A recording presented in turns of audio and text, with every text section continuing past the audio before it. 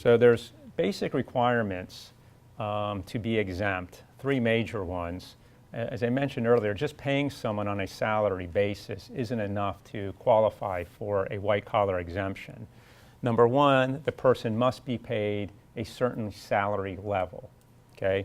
Currently, that salary level is $455 per week.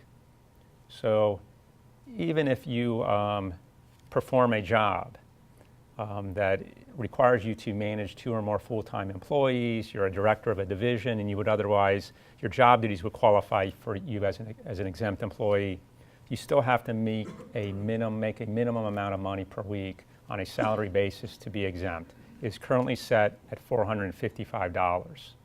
The new regulations that we're going to talk about more than doubles that threshold. So it's a significant change. In addition to that, you must be paid on a salary basis. And we're going to talk about what a salary basis means. And you have to perform certain specific duties to fall within one of these exemptions. So the key takeaway is that in order to meet an exemption under the Fair Labor Standards Act, you have to be paid a certain amount and in a certain way, and your job duties have to qualify for one of the enumerated exemptions under the Fair Labor Standards Act. If you as an employer fail to comply with any one of those three requirements, the individual is not properly classified as exempt, and that could be problematic. So let me give you an example how it might come about through a misclassification.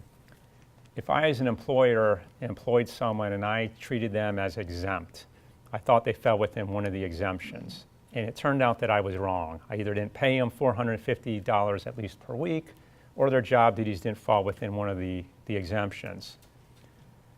Now I've misclassified the employee.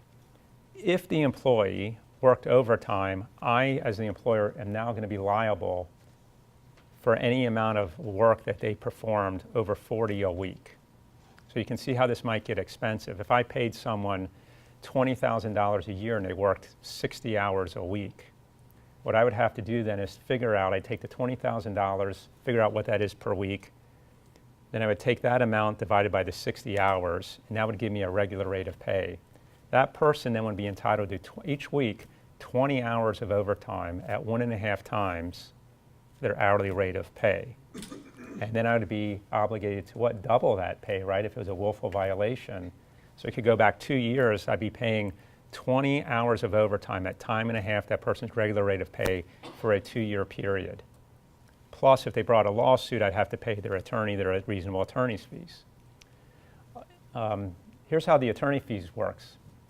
All the attorney has to do is establish damages, even anything above 0 will qualify for that attorney to get their reasonable attorney's fees. So you can see it could be a very expensive mistake, especially if you have misclassified more than one worker. What if you misclassified 10 people in a certain position and they all brought a claim? Then you have 10 individuals bringing a claim with the damages under that formula I just explained. So you can see that if you are not complying with the law and you misclassify employees, the liability can be just devastating to a company, could force bankruptcy to a small employer. That's why it's just so essential that you get a firm grasp and understanding of these exemptions, and you are very prudent and thoughtful on how you classify individuals and make sure that you follow these rules.